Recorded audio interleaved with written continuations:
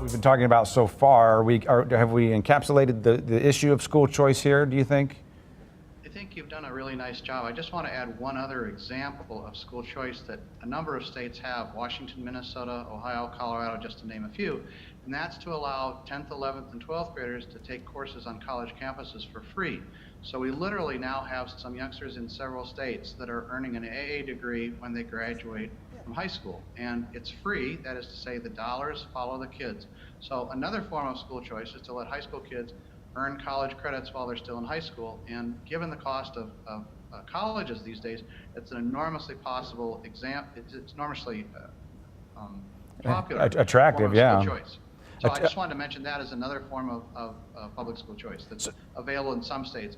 Right now in Missouri, people can take advanced placement or other kinds of schools programs in their high school, but the state law doesn't allow kids to go to colleges and universities, take courses on college and university campuses with the dollars following kids. That's something that people in Missouri may want to consider. It's enormously popular in places like Minnesota, Washington, Colorado, and other places where it's being done.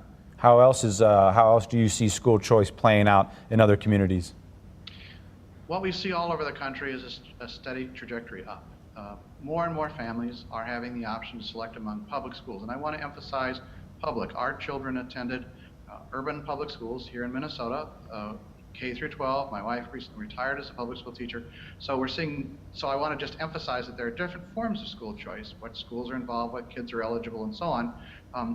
But I'm particularly interested in public school choice, whether it's via district or charter. What's the role of politics you see in this? Is this fairly politicized across the country, and is that holding things back, or is that changing? Well, school districts have options, and they themselves can create new kinds of schools right within a building. In some cities around the United States, a building equals 4 or 5 different kinds of schools. We worked with the Bill and Melinda Gates Foundation with that approach in Cincinnati, and we were able to work with teachers and parents to create different kinds of options right within a building. And one of the things that happened in Cincinnati was that the graduation gap between white and African American kids was eliminated. You see a number of places, a number of school districts around the country that are offering options. And as you've mentioned, your guests have mentioned, sometimes those are magnet schools, sometimes those are schools within schools. One of the things that's very clear throughout the country, however, is that more and more families are seeking options, and the number of youngsters who are taking advantage of these options within the public school system is growing dramatically. So if you're living in an area, a part of town, or in a school district, I should say, that's vibrant, has a successful school district, what role do you play in this? Are you at all a part of the puzzle here? Well, it was great to hear Doug just a moment ago talking about the increase in the number of excellent district as well as charter schools. And I think that's the approach we have to take. Most parents aren't concerned, frankly, whether it's a district or a charter school. They want a great school for their youngster. What we're seeing as there are more options around the country is that more and more of the schools are becoming excellent schools. And that's what we want. We don't want necessarily more charters or more districts. We want more excellent public schools. So I think that if you're in a great school district, that's terrific. If your youngsters are going to a terrific school, that's great. What I think you should know about school choice is that it's a powerful tool, a lot like electricity. It has to be handled very carefully. And we've seen some inequities created, including some, frankly, in St. Louis, where some schools are allowed to pick and choose among kids, some of the magnets, not all, but we know that there are literally hundreds of magnet schools throughout the United States where the schools, rather than the families, are doing the final selection. Personally, I think it makes more sense to have public schools open to all kinds of kids, but that is a big debate that's going on. They have the ability to turn kids away. Exactly. And one of the reasons, for example, in Milwaukee, that they have a program that allows parents to go to private and parochial schools, and I do mean including parochial schools, is that some inner city parents got really frustrated because there were kids from the suburbs coming into the city, taking spots in urban public schools that the African American kids in the city couldn't take advantage of.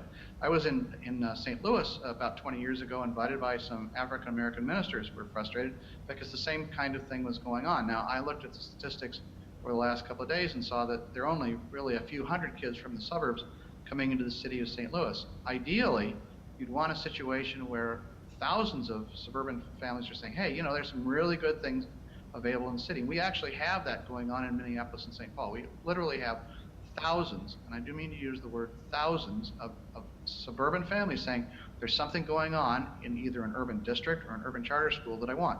Quick example, we have a downtown arts charter high school that has 700 kids, and about half of the kids are from the suburbs, about half of the kids are the city.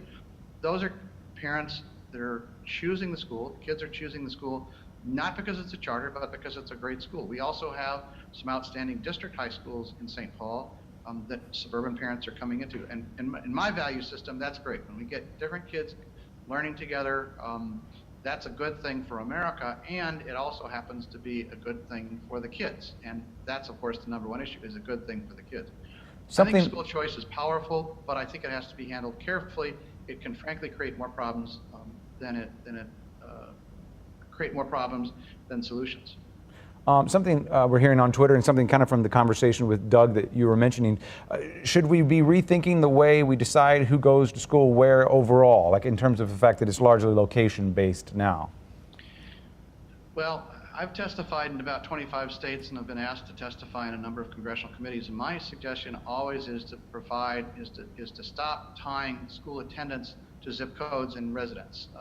Many states have gone to what you referred to as open enrollment, where youngsters can move across district lines. We have about 20 states that have some form of that, and I think we ought to be opening things up so that people can move across district lines as long as schools have space. I think the people who live in the area ought to have the first option to go there, but I also think that, and more importantly, state legislators think that in more and more states that people ought to be able to move across district lines to attend district schools or chartered public schools. Let me just say briefly a bit more about that. I mentioned an example of an arts high school. We also have Montessori schools, and you have some Montessori schools in the St. Louis area. One of the things that happened was that because some parents who had sent their kids to district Montessori schools in St. Paul wanted a secondary Montessori school, the district initially turned them down, so the parents said, fine, we'll create a Montessori junior senior high school, and they can move across district lines to get to that school. Well, the district has recently responded and said, we'll set up a Montessori junior high school within the district. I think that that's great, but part of the reason that happened was because in Minnesota and some other states, people can move across district lines to attend various public schools. Joe, real quick, last question I asked Doug, but on the national level, are we trending up, down, flat in terms of the state of education? I think things are getting better. I think we have higher graduation rates, and I think that school choice is certainly no panacea, but part of what's happened is that we have teachers now being allowed to create new kinds of options, and I think that's something you haven't talked about, the value of giving teachers a chance to create distinctive schools, art schools, Montessori, whatever. But yes, the trend I think is up in terms of overall achievement and in terms of graduation rates, and I think that school choice has a part to play in that. Certainly it's not the only solution, but it's a part of the strategy that we need to carry out.